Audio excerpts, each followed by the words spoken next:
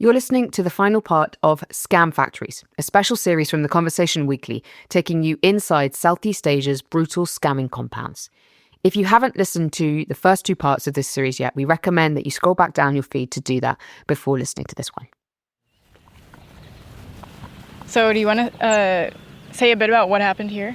Here we are on a location where a big escape from a compound took place in August 2022. The border between Cambodia and Vietnam at Tre Tom is marked by a river. There's a boardwalk along the calm waterway where fishing motorboats travel past floating structures on the river. Our producer, Leila Goldstein, went there with Ivan Franceschini, a lecturer at the Asia Institute at the University of Melbourne in Australia, and one of our expert guides for this series. Ivan has spent the past few years researching the rapid expansion of scam compounds in Southeast Asia. Hundreds of thousands of people are estimated to work in these scam factories, many of whom have been trafficked and forced into criminality against their will. You had 40 workers escaping from that compound over there, and they jumped into this river which is in front of us. This marks the border between Cambodia and Vietnam, and they jumped and they swam to the other side. And it was August, so it was rainy season, so the river was much higher than it is now. And in the process there was one young boy, 16-year-old, who drowned. And the others, they were rescued by fishermen working here on the river. And that made headlines everywhere, so this is where it took place. The compound is on the Cambodian side of the river. At the time of the incident, it was called Pacific Real Estate. Now it's called the Jiniwang Real Estate Property Management Company Limited. But the compound is still operating now? Well, you can see it there. You see from the window, you can see that there are clothes hanging and everything. So yeah, it's pretty clear that it's still operating, even if it is very difficult to get closer to it because they blocked the road closer to the compound. But you can see it, yeah. Every sign points to the fact that it is still operating. Mm-hmm. There's people coming out on motorbikes right now. Yeah, you see there's traffic. Do you remember the reaction from that incident? I know there was like a kind of viral video. Yeah, the video went viral. It was this video of these people storming out of the compound, being chased by burly guards with sticks or machetes, and I think it was sticks. And that went viral, and then, there were reactions. It caused a lot of indignation. But the Cambodian government played it down, saying it was a labor dispute. They blamed the workers, saying that they were using drugs on the premises, and then they were reprimanded by the guards or security, and then they chose to run away because of that. But yeah, it was a very big incident at that time, I think.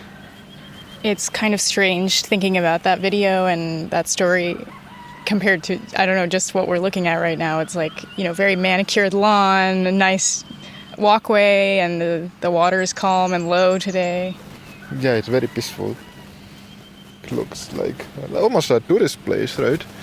It's also better than what you find in this kind of countryside in Cambodia. Usually you don't find this kind of nice, well-kept lawns and sidewalks along the rivers. So, yes, yeah, it's striking. The calm exteriors of compounds like this one hide the turmoil and panic of the people inside. Many are held against their will, facing torture and other forms of violence, forced to work at scamming people around the world. They are preoccupied by one burning question: how to get out. To bring you this story, we've been working with three researchers, Ivan Franceschini, Ling Li, and Mark Bo, who've been closely following the rise of the scam industry in recent years. They've interviewed survivors of the compounds, pored over maps and other open-source information, and trawled social media groups to build up a picture of life inside the compounds and how they're run. I'm Gemma Ware from The Conversation, and this is part 3 of Scam Factories, Great Escapes. I don't really go to look for survivors, they really come to me. Ling Li is the type of person who jumps into whatever she's doing with both feet. She used to be a police officer in China. I have been working in this field of anti-human trafficking for around 10 years. So first as an immigration officer in China, and then as a researcher and practitioner after I left the law enforcement. As a police officer, Ling often met survivors of human trafficking, but she was frequently left frustrated at the lack of support they received after their ordeal. So she began working with NGOs on human trafficking and conducting research into modern slavery. In 2022, this took her for the first time to Cambodia, where she heard about people trafficked into scam compounds. The first time I heard about it, it was really shocking because I had no prior knowledge of it. And then when I went to ask the international organizations I was collaborating with, they too seemed to know very little about this problem at the time. So I tried to understand this issue better. I began actively seeking out people who had some understanding or insights into this situation. Ling returned to Cambodia to live in Phnom Penh in 2023, carrying out research for a PhD she's doing on modern slavery at the University of Ca' Foscari in Venice, in Italy. As she kept on researching cases of Chinese people who said they'd been trafficked to Cambodia to work in scam compounds, she managed to connect with a group trying to help them, the Chinese Rescue Team. I went to talk to the rescue team leader that I'm willing to help. Then I began to receive my first few cases. So you're actually part of that rescue team, are you? Is that how you'd put it? I never formally be part of it, but yes, even until right now, if they have complicated cases that they need legal support, they need the international community to facilitate their repatriation or communication with immigration departments in Cambodia, I'm still involved in those cases. Ling is with our producer Leila, Ivan and their colleague Mark on the trip up to Tre Tom, the town in Cambodia notorious for its scam compounds. As they drive back, Ling's phone buzzes. Today I just get a message telling me that we got one Cambodian national case, which is the first case we have for years. He'd recently returned to Cambodia after escaping a scam operation in Myanmar. And then get rescued out, and then now he's in the shelter. And he claimed that he saw Chinese and Cambodian victims in the same compound who also received a lot of violence and brutal treatment. So he wants to reach out groups that can rescue the Chinese nationals to help. That's why he contacted us. They drive towards the shelter outside Phnom Penh to drop her off so she can meet with the victim. Language that matters a lot when you hear from your own mother tongue, and then how they suffer, how they were treated like almost like animals in the compound or in the club, especially for females, sexual abuse. And the stories of victims stay with her. With the rescue, that's a thing you have to understand, is you cannot rescue everybody. So there's several cases I indicate how you should do stuff. For example, escape in a certain way. And then I lost the contract of that person. So you know he might be caught by the scam compound or sold again. He might die. And then it's really hard at the beginning to not blame yourself that it's not your fault. But still, it's alive.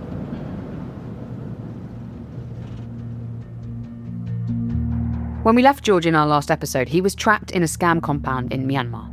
George is Ugandan, and he'd been tricked into travelling to Laos for a potential job, only to find himself in a compound and then sold on to another compound in Myanmar. He says he was subjected to violence and decided to do the work trying to scam people to get the managers off his back. He told me he used to think about escaping every day. Like most of the time, every day I thought about it. We looked for means of escaping, but it was hard. George's phone had been confiscated when he arrived at the compound, but he was given a company phone to use in the scams with a SIM card provided. He was sometimes able to hide it and use it to ask for help. We started communicating with different people, different organizations to see if they can come to our rescue. Somehow word got back to his managers that one of these organizations was looking for him.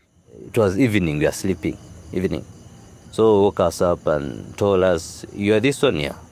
Come, follow me." They started asking, "Who have you been talking to?" We're like, "Why?" So then they told us someone is looking for you and they're not sure about who's looking for us. To avoid trouble, the managers found a fixer to arrange George's release. 5 security guards removed him and one other person from the compound.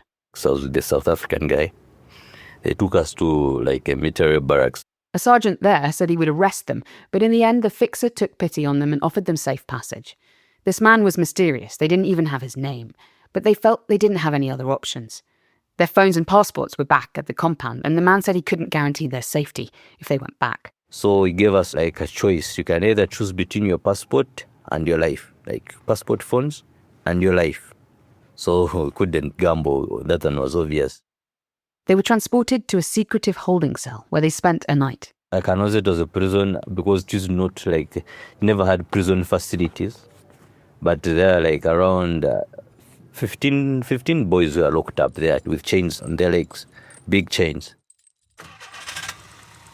The next day, they were taken to the Mekong River between Myanmar and Laos. Myanmar had many checkpoints because of the war and what.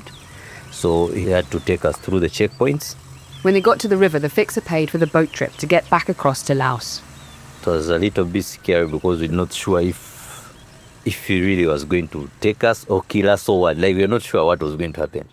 George and his South African companion did manage to safely cross the river back into Laos, and they went straight to a nearby guest house. Without money, without anything. They ordered food and drinks, pretending to be normal customers, but they knew they couldn't pay their way, and so tried reaching out to organisations who could help them. We met the boss of the guest house and told him there's an organisation which was coming to pay the bill. So they accepted, kept giving us everything, and there was definitely there was no organisation coming to pay. But we were just buying time, just to see how we can survive in those days. After 3 days, they managed to contact the anti-trafficking police in Laos. And trafficking police came. Okay. And they told us they would be back within 4 working days. But it took them 3 months to come back. 3 months, wow. Yes. George had to hustle to survive. He made friends with the guest house cleaners, helping them out a bit in return for some food. Eventually, the anti-trafficking police did turn up, and George left for a shelter in the capital of Laos, Vientiane. I stayed there for like 2 months, just doing nothing. Yeah. You just wake up, sit, have meals, go back to your room. Nothing at the shoulder. Just life was just there, boring, and like you just think, you go in your head and several times because you've been doing nothing all day. Finally, an international NGO supporting the shelter put George on a flight back to Uganda. It was mid-July 2023, almost a year from when he'd first got on a flight to Laos with the promise of a job. Ling told me that there are 3 main ways people try to escape from these compounds. One is to take George's approach and ask an organisation like the Chinese rescue team she volunteers with for help. And then if they get a rescue team like us to help them to get out, the best way in scenario is to ask for law enforcement or the government shelter to support, so they can be later transferred to the shelter and then be identified as a victim. Okay, so that's the first route. What's the second route people use to get out? The second route is they escape by themselves, and that requires them to jump out of the window, or during the transportation, they have to jump from the car. In most cases, we get in Cambodia, they have to jump from the 3rd floor or even 4th floor. And if they manage to survive, they will contact us, because especially the Chinese nationals, they will be sent to Chinese hospital, and we have connections to every Chinese hospital in Cambodia that they can report these cases to us. So the people who do that, they've just made a split decision to just jump. They haven't really planned it out. They just thought, I've got to get out of here, I'm going to jump. Yeah, most of the cases, they just feel desperate that they grab any chance they can to escape. I mean, in 2022, we got several cases. They tell us that, I'm going to jump at 5 o'clock. Can you get a car waiting for me and then take me to the hospital? And we did for several cases, but then most of we cannot control their behavior. Okay, so that's the jumping route. So then what's the third route that people take? The third route is they find a third party to pay the ransom, or their family will find a third party. But then we discourage the family to do so because there's a high chance they can be sold to another compound. They receive the money and then they just sell the person. That happened a lot. We lost a lot of cases because the family insists to pay the ransom. I understand their frustration. It's their son, their wife, their husband. But still, we don't encourage people to do so. This is how Lee got out. Remember, we first heard from her in part 1 of this series. She's the events manager from Malaysia who'd been tricked into travelling to Thailand to sign a contract for a potential job. When she got to Bangkok, she was taken in a car and found herself being transported across the border to Myanmar to a scam compound where she was trapped. It was Ling who introduced us to Lee, and Lee isn't her real name. We're protecting her identity at her request for her safety. I spoke to Lee via Zoom in Chinese with the help of our translator, Hui, who you'll hear translating for her here. The scammers initially demanded $10,000 to let Lee go, money she didn't have. 然后最后就是他原本要$10,000，其实 I learned about some people give them money, the $10,000 in exchange for freedom, but it ends up like useless. They still cannot get out of the compound. 不了了，然后就进行 Lee was in the infirmary after a bad asthma attack when she heard that an escape had taken place. Everyone smokes inside these compounds, and her health had deteriorated. After about a week convalescing in the infirmary, the manager asked if she wanted to pay up and get out. But they asked for less than the $10,000 she'd been asked for initially. Is that how you got out? 你是以这样的方式就是离开的吗？对，是的 ，yes. So you paid a certain amount of money. How much did you pay? 就是你当时付了多少钱？大概就是$3,509。I paid $3,509. Lee was lucky that she had friends and family back in Malaysia who could help her financially. She also had her phone to contact them. Once she'd paid the money, she says she was taken along with 2 other people and dropped at a nearby bus station. They planned to return to their home countries, but first needed to cross the border back into Thailand. 在巴士站的时候买了，我已经买好。 Within the Myanmar's border, everything's fine. But when we were trying to cross the border and entering Thailand, we were 就说我们是非法入 arrested. 境这样，然后 Lee was arrested by Thailand's Immigration Bureau and accused of illegally crossing the border into Thailand. She was held for a week and then sent to court. She agreed to pay 2,000 Thai baht, that's around $60, as a fine. She was then sent on to an immigration camp in Bangkok for 3 days before being deported home to Malaysia. Lee says she reported what happened to her to the police in Malaysia. She was even able to hand them some internal organisational documents from the compound, which she'd managed to take a copy of while she was there. She's talked to the police in Malaysia a few times about this, but she's not sure what, if anything, they can do to stop those responsible.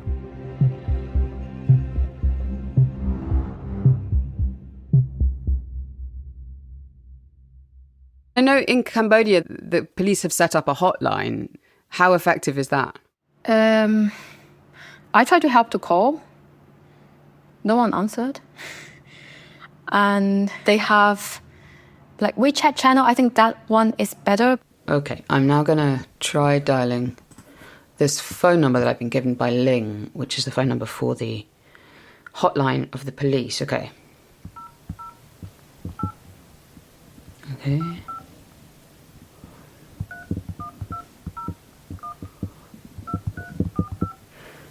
Okay, it's connecting.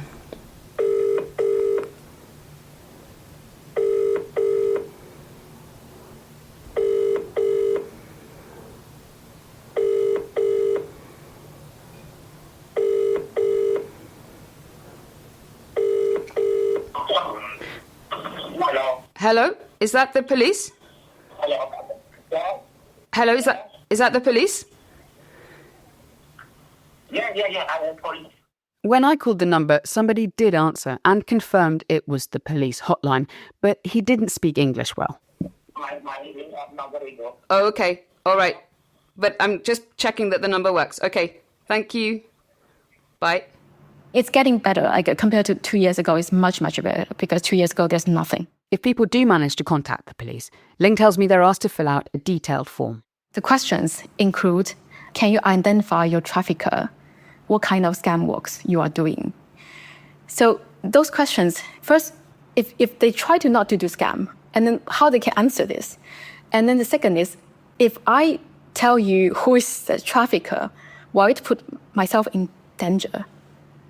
Can I answer this kind of question when I get out? So is it that they kind of cover their backs by saying someone tried to reach us, but they couldn't answer all our questions and we can't help them? Yeah, I mean, that's something I want to mention too, because it's a human trafficking for forced criminality. So this element of criminality will make any law enforcement officer thinking that they'd rather to treat them as a criminal than victim. It's easier. And also, like, I was a police officer, so I kind of understand the logic, the difficulty they're facing, that we are not only facing the victim of human trafficking, we have victim of scam. And then they probably lost a lot of money or even commit suicide because of those people's activity. So how I can balance it? There's one last person whose story we haven't finished yet. When we left Ben in our last episode, he was locked to the wall in a padded room of a scam compound in Bavet, Cambodia. Ben had travelled to the country from Malaysia with his wife Moira for what they thought was a job working in a casino. But they were trapped and asked to pay $10,000 each or work scamming people online until they'd earned their way out. They refused, and Ben was punished by being locked in a padded room. It's very, very difficult at the time. I was really worried about, my wife and what would happen to her, because the threats that they were using was only against her, for them to get me to do stuff. Ben was given a phone and told to call his mother again and again, begging her for the ransom to let him and Moira out. Unbeknownst to Ben, while he was locked up in isolation, his wife Moira had also used a phone that they'd managed to hide from the compound staff to contact Ben's family. I told my wife to keep it close to her because something might happen to me. So when I was in prison in there, she contacted my parents and told them of where our location is, gave the GPS coordinates. So they made a local police report in Malaysia and informed the embassy of Malaysia in Cambodia. At the same time, Ben's dad managed to get in touch with a powerful family friend who was well connected in Cambodia. He did quite a lot, and very thankful for him because he really has a good heart. This man pushed the Malaysian embassy in Cambodia to issue a letter for the Cambodian police to expedite Ben and Moira's release from the compound. So it was quite swift. It took about a week for them to arrive. I hear some people take months before the police even take action, Ben didn't know any of this was happening. He was still locked up in isolation. They only gave me food when they forced me to call my parents to ask for money. So my mom kind of gave me signals that something is going on, right, in our own mother tongue, and they couldn't understand. So I knew someone is coming. What happened on the day that the police arrived? Tell me about that day. So the public prosecutor came in, escorting the police to do their work. And the public prosecutor interviewed me. The scam compound managers took Ben to another room and threatened him not to reveal that he'd been locked up. But I could speak some Cambodian, some Khmer, and I told the police officers to close the door and lock them out so I can tell them everything. I showed them the cuff marks that I've been having. So they've been trying to cover all that up. I wasn't shaven. I said, my wife is still there. She's locked up in a room. I haven't seen her. Can you please get her out? And I told the public prosecutor where they locked us up. And that's how I got them to take out another 5 Indian nationals who was also locked up together with me. Ben was taken out at that point in a police car, but he found it strange that nobody at the compound was arrested. Instead, Ben and Moira were taken to a police station in Bavet, where they spent the night. The next day, they were asked to make a statement, but Ben was astonished that a representative from the company was also there too, sitting down with the police officers. So there was a lot of witness intimidation going on. My statements were changed and altered. All the stuff that they did to me was removed. The next day, I was forced to sign that piece of paper. Ben was confused as to why he was still being held. He says he wasn't being treated like a victim of a kidnapping at all. Eventually, Ben and Moira were transferred to a larger provincial police station in a town called Svay Rieng. But even that was perilous. On the way, Ben alleges that the police staged a breakdown with the intention of handing them back to the compound. He even started to record some of what was happening on his phone, and he shared some of these recordings with us. No problem, No problem, Okay. No problem.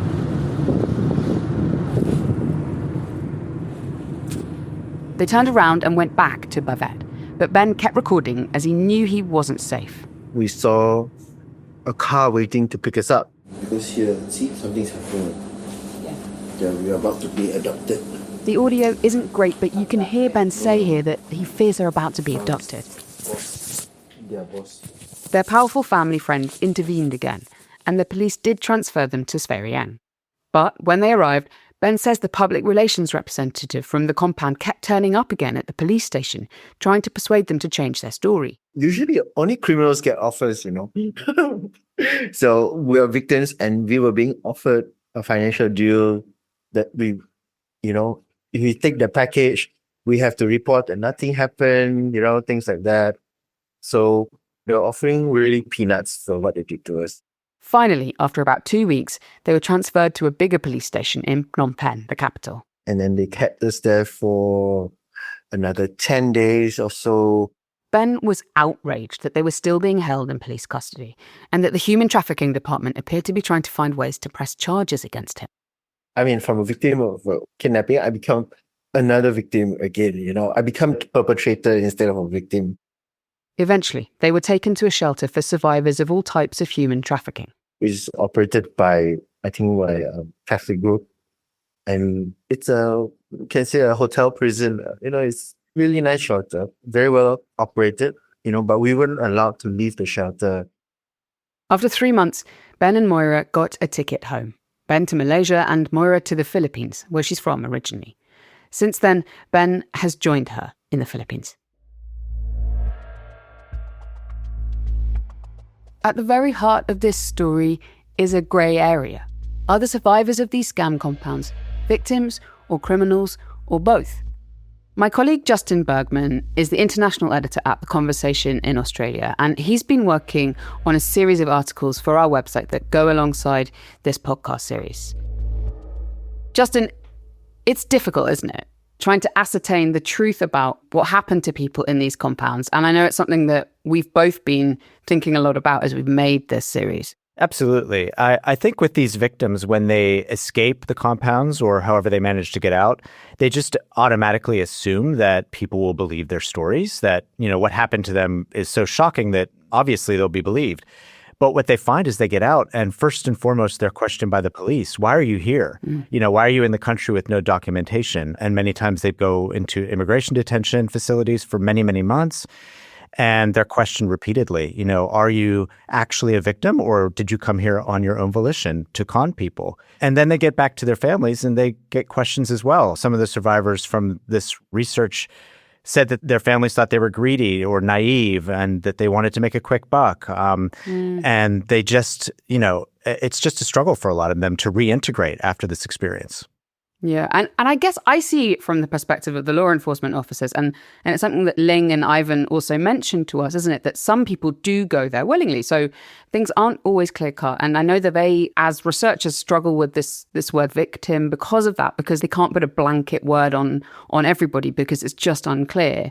So there are questions for law enforcement to ask of people, and that's something that we shouldn't kind of negate, right? Absolutely. I totally agree with that. And it's incumbent upon the law enforcement to go through with these investigations, I think, with the best intent. And so what the researchers have told us is that many times law enforcement is compromised, and that they are either working with the scam compounds or they have connections with the compounds. So it's difficult for the survivors to really trust them from the beginning and to know that whatever they're telling them is actually going to be believed and that the police are going to help them with the best intentions. And we found that through our research, a lot of the victims are asked to provide evidence. What is the burden of proof? How can you prove that you were trafficked, or how can you prove that you were held there without any of your documentation and against your will?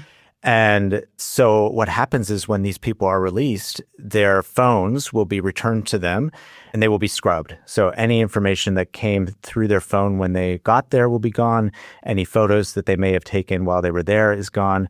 And so they don't have that physical evidence to show what happened inside. They sometimes don't have physical evidence to show what happened when they were conned or lured into the facilities or trafficked. So yeah, the burden of proof is really difficult for them. And a lot of times it comes down to, who is believed? Is it the victim, or is it the scam compound operators who may be in with the police? Yeah. And this lack of evidence, I guess that for me, that's what makes it quite difficult to know how to check all this out. And I know you and I have both been working on this for months now. How have you found going through and trying to verify these stories of the people we've been speaking to? Yeah, well, fortunately with Ben, he took all kinds of documentation while he was in the compound and mostly during his ordeal of escaping. So he has recordings from his phone that he took while he was in the police station giving his statement, for instance. He has photos of all the documents he was asked to sign. And he has his father and his family meticulous documents that they kept showing the process they went through to try to extract them from the compound. And those were given to the police and to the Malaysian embassy in Phnom Penh. And so we have all of that documentation to work with, which is great for Ben's story.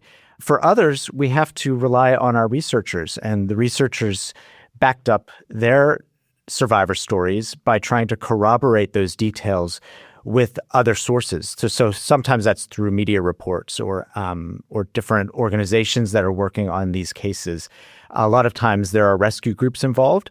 And so what they told us is that these survivors will share their stories with the rescue groups when they're released. And then after Ling or Ivan interviews them, they'll check the details and make sure that they match what they told these groups after their release. And really, I think this is just how they've gone about trying to corroborate details inside compounds that are walled off completely, where you cannot go into these compounds and check the stories and make sure that they match what happened. So we just have to go with what they're telling us and what they tell the rescue groups and other organizations and police as well. I mean, I've always thought that it's really difficult for you as somebody who's gone through this to try and have to remember exactly the same thing and tell it in the same way to multiple people. And that's something that victims are often asked to do, aren't they? To repeat their story and tell their story and to tell it identically every time. And I've thought about that as we've been doing this series, because I'm sure if someone asked me to explain something that happened to me,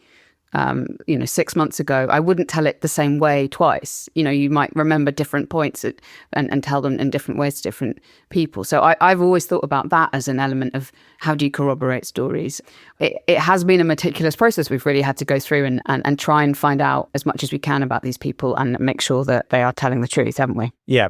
And handle each case with sensitivity, I think, has been one of the things I've taken away from this, is to understand the ordeal they went through, the trauma they experienced, and to kind of help them tell their story and share what happened to them in the right way without pushing them too hard, obviously. As we've been reporting on this series, the scale of the scam operations and stories of those who've been caught up in them have made headlines around the world. Authorities in China say they will make every effort to rescue citizens who have become victims of scam operations overseas after the high-profile case of a Chinese actor who had gone missing. More than 250 people of different nationalities ushered across the Moi River by armed fighters from the Democratic Karen Buddhist Army. They're the victims of human traffickers tricked into travel. Thailand cut power supply, fuel and internet to some border areas with Myanmar on Wednesday. It's an attempt to choke scam syndicates operating out of there that have become a growing security concern. So what are governments in the region doing to stop the online scam industry? Mark Bow, the independent researcher who works with Ivan and Ling to trace the financing behind the scam compounds, told me that in recent years, China itself has carried out some of the biggest clampdowns. They've made a lot of effort over the years to try and stop people traveling to high-risk areas where they think that there's something suspicious about that person's motives for traveling. If you look through court reporting, there's endless reports on people being sentenced for involvement in overseas fraud and online gambling activity and things like that. In January 2024, Myanmar handed over 3 warlords to China. They'd been deeply involved in running scams in the northeastern area of Myanmar, bordering China. That was a pretty dramatic shift. There's various factors at play. One is that I think the situation was really getting out of control. In Kokang and in the Wa State, the scope of the crimes that were being carried out there were just so extensive. So many people in China were being extorted. Many people were being kind of enticed to cross the border illegally and then getting trapped and causing all kinds of problems for Chinese law enforcement getting people back as well. People were getting tortured, hurt. There was more and more reports of murders of Chinese nationals. A shift in the balance of military power in these areas and a weakening of the Myanmar military allowed China to push for stronger action against online criminal gangs operating there. They took that moment to issue those arrest warrants for the 10 people that were previously pretty much untouchable. Basically crime families that ran that area for over a decade now. And the Myanmar government eventually handed them over. So that's the most drastic action that you've seen from China. Meanwhile, in Cambodia, there have been sporadic raids on compounds. In Sinakville, the town that's become synonymous with the online scam industry that we heard about in episode 2 of this series, there was a big crackdown in 2022. But even while certain places were being raided, some just continued to operate because they could. Some just went quiet for a while and let the storm pass, and then a lot left. Many went to other parts of Cambodia that just don't get the same amount of attention. So Bavet on the Vietnam border, Phuket, Posat on the Thai border. There were reports that some moved to Laos and Myanmar. I think it's a good example of how mobile and dynamic the industry is. Some reports about the scam industry lean into accusations of links to the Chinese state or to China's Belt and Road Investment Initiative in the region. But Ivan Franceschini believes that's too simplistic. We have evidence of state-owned enterprises from China who had been involved as contractors in the construction of some compounds that were later involved in scams. But there is no evidence of official complicity. What it does show here is that there are failures in due diligence in some cases. Ivan says that China has actually been a big loser from the growth of these scam compounds, which are often run by Chinese fugitives, part of what he calls China's global underbelly. He says 3 points help to illustrate this. The first one is that while the industry today is truly global, it is targeting people all over the world. For many years, the main targets of the online scam industry were in mainland China. And this has caused massive social problems there, not to mention a massive flight of capital out of the mainland. The Chinese population was a victim in many cases of this kind of operation. And this caused social and political problems for the Chinese government. Second, most of the people who were trafficked into the compound during the pandemic, they were Chinese nationals. Only now this is starting to change. And finally, I think it's important to remember that the boom of the scam industry has caused massive reputational harm for China on the international stage. The scam industry has been associated with China, in some cases reports about supposed involvement of Chinese governments, and this has been a massive loss of face. So what can be done to stop these compounds from ruining more lives? I put this question to Ivan. There are several things that can be done. There can be awareness raising, in which civil society organizations, unions, state bodies raise awareness of recruitment traps and of the existence of anti-scam groups and agencies. Then there must be some law enforcement cooperation.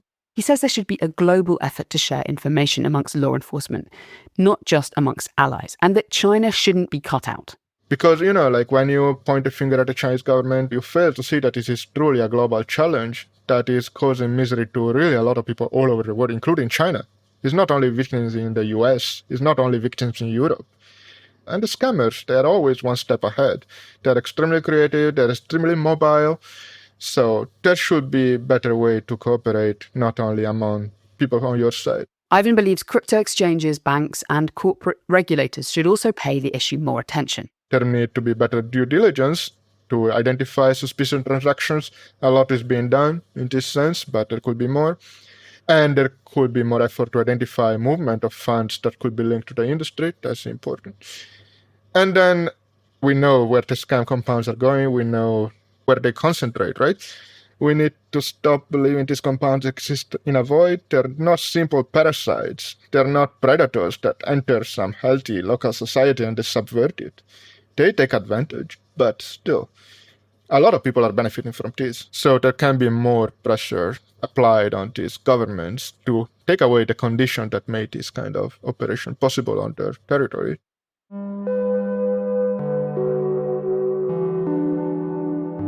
Lee, Ben, and George all managed to escape and make it home. In some ways, they're lucky, but like many people caught up in this industry, the ordeal has had a profound effect on each of them. For Lee, life has been very hard since her return to Malaysia. She lost almost all of her savings. I lost my previous job because I left for so long I didn't work for them. She's found a new job now in tobacco sales and is starting to rebuild her life. But the idea that it was a friend of hers, someone she's known for more than 10 years, who may have fed her to the scammers, has left its mental scars. So personally, I realized I cannot easily trust people, even those who I thought close to me. Ben also told me it's been incredibly hard since he got home. We are in the losing end in every possible way. Like right now, I'm speaking to you, I'm living in a church. It's a small church a friend of ours owns, and I'm living in a bedroom here, and they're giving me a small space. So financially, we are really down. So we have to build from the ground up. And we're just really thankful that, we have all these good people around us. Yeah. I asked George what it was like when he finally made it back to Uganda. It was hard. It was hard. Especially that you have to, you have to start afresh. Everything, it's just like you've hit the reset button. He told his brothers and sisters what had happened to him when he'd been in Asia, but other members of his family didn't know about his ordeal. Some didn't know what was happening. Like, you've come back, you've lost weight. Are you sick? I'm like, no, I'm good. That's why I told them what had happened. And what is your life like now? Not yet good, but it'll be good. It will be good. Yeah. It'll be good. It's not yet good. still bad, but it'll be good. But it'll be fine. It'll be fine.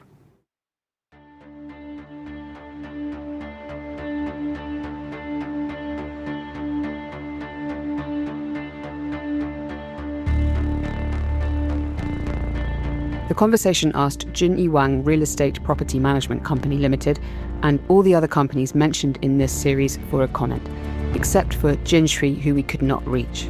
We did not receive a response from any of them. We'd like to thank Ben, Lee, and George for sharing their stories with us for this series. This episode was written and produced by me, Gemma Ware, with help from Mend Mariwany and Katie Flood. Michelle Macklem sound designed this series. Our producer in Cambodia was Leila Goldstein, and in Uganda was Halima Athumani. Hui Lin translated for us from Chinese. Editing assistance came from Ashlynee McGhee and Justin Bergman. Justin also edited a series of articles that accompanies this podcast. Matt Garrow worked on the graphical elements of that series too. Thanks to Mitch Costello, Louise Corneget, and Margie Vary for their help promoting the series. And a final big thanks to Ivan Franceschini, Ling Li, and Mark Bow, without whom this story would not have been possible.